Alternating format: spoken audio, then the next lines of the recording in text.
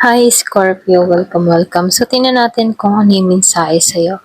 So, be open-minded po, hindi halos lahat makaresonate. Thank you nga po pala sa mga nagsusubscribe, sa mga bumabalik. Maraming pong salamat. Give me the message for Scorpio. Ano yung mensahe sa'yo? Give me the message for Scorpio. Ano yung mensahe sa'yo?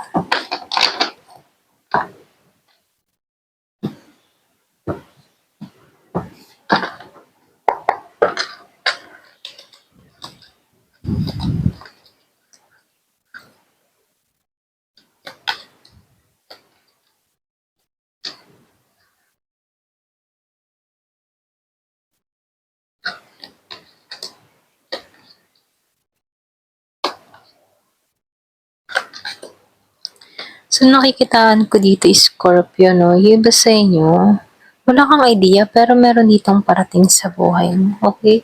Meron akong nakikitang Aries, Leo, Sagittarius na darating sa buhay mo. Meron akong nakikitang union dun sa iba, sagrado, okay? Sagradong pagkikita na itong pagkikitang ito yung magiging blessed para sa'yo. Parang feeling blessed ka. So, meron dito mga sinyalis or sign kung madalas mo makita yung angel number 444, 1111, 222, 777, 888. So, synchronicity to, no? So, nakikitaan ko dito, merong parating sa buhay mo or na magpapabago sa'yo, okay?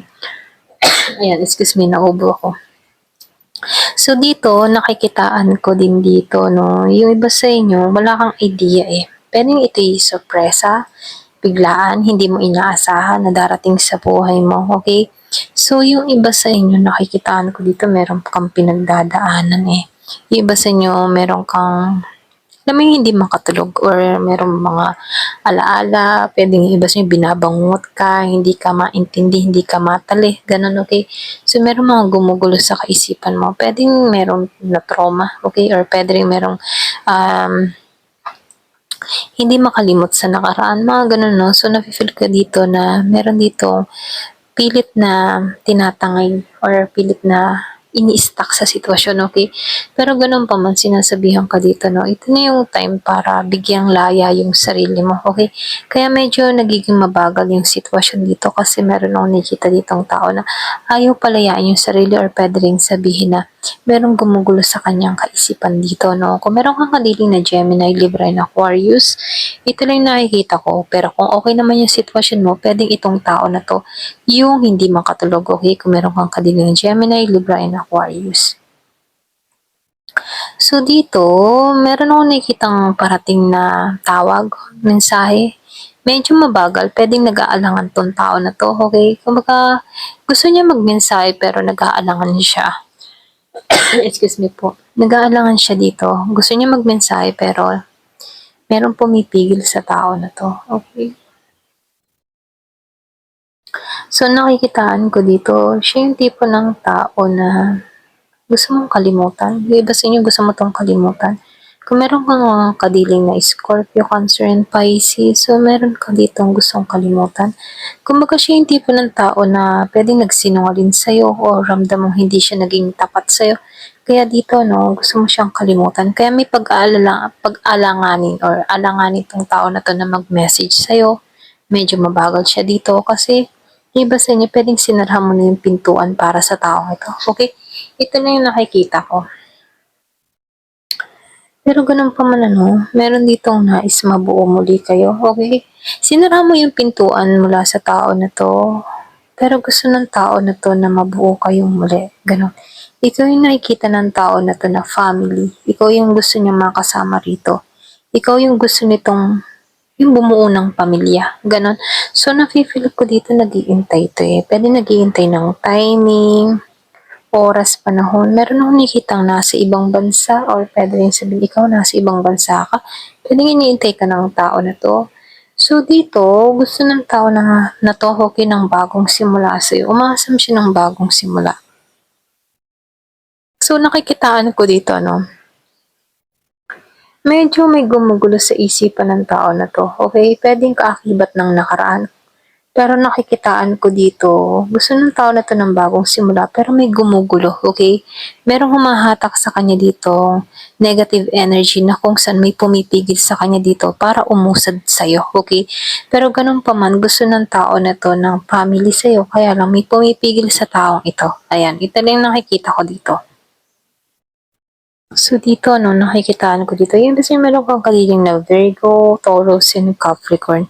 So yung nangyayari dito, no, yung iba sa inyo, medyo hindi nagbunga or hindi hindi lumalim yung ugat ninyong dalawa. I mean sa ugat ano, yung bang tipo na hindi nagbunga yung relasyon. Pwedeng merong naudlot, merong naputol, or pwede rin hindi dumiretso, okay? So nakikitaan ko dito, hindi umusad tong connection na to, okay? So, kaya dito hindi umusad, no? Pwedeng nagkaroon ka ng pagkakakilanlan dito. For example, ano, bago pa lang kayo, nagkikilanlan pa lang kayo. Kaya lang, meron kang nakitang ugali dito sa tao na to na ayaw mo nang ituloy. Okay, alam mo yung ganon. So, pwedeng yung iba sa inyo, meron siyang nakitang katangan or pwede rin ikaw, meron kang nakitang katangian dito kaya hindi ka tumuloy, okay? So, napipili ko dito, meron kang nakakadiling dito na pwedeng mahilig sa party-party or pwedeng materialistic or pwedeng magasta. Yung bang hindi mo nakikitaan siya na pangbahay, okay? Kung ikaw man ay isang lalaki, no? Hindi mo to nakikitaan na pambahay. Parang pakaramdam mo dito, hindi uusad. Hindi siya pang white materials or husband materials, mga ganun, no? So, meron kang nakita dito kung bakit hindi ka tumuloy. Ayan, ito lang nakikita ko, yung iba sa inyo, no?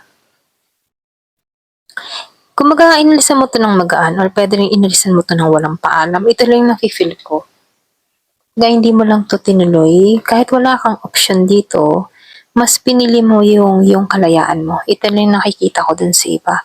Puwedeng mabigat para sa'yo itong tao na 'to 'no, kaya hindi mo 'to tinuluyan. Yung iba sa inyo meron kang kadiling na Taurus, lakas yung Taurus. So dito, nakikitaan ko dito yung paglaya mo sa sitwasyon. Yung bang feeling mo malaya ka at meron kang natanggalan, yung pakiramdam mo nabunutan ka ng tinik. Pwedeng nagbigay din to ng stress sa'yo. Kaya dito, no, nakikitaan ko dito, inalisan mo to ng magaan. Alam mo yun? Kumbaga, hindi pa masyadong malalim yung ugnayan, inalisan mo na to ng magaan. Ganon. So, ito lang yung nakikita ko. Kasi meron kang hinahanap na tao or meron kang hinahanap na isang tao na kung saan yung gusto mo yung babalanse sa'yo. Meron kang mga na hinahanap na katangian at alam mo kung ano yung gusto mo. At yung katangian na to, hindi mo nakita dito sa taong ito. Okay? Kaya dito, imbis na maglugmo ka, ano, nakikitaan ko dito, nagsaya ka pa kasi nakalaya ka sa taong ito. Ganon. Pwedeng meron ka nakitang red flag mula sa tao na to kaya merong hindi tumuloy or hindi lumalim yung connection. Merong umalis. Ganon. Ito lang yung nakikita ko dito. So, tingnan natin yung advice sa'yo.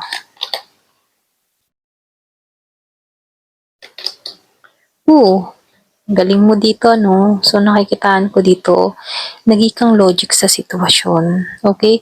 Pwede yung iba sa inyo nakahalata ka na gusto lang ng tao nito yung pera mo. Kung ikaw yung may pera dito, no?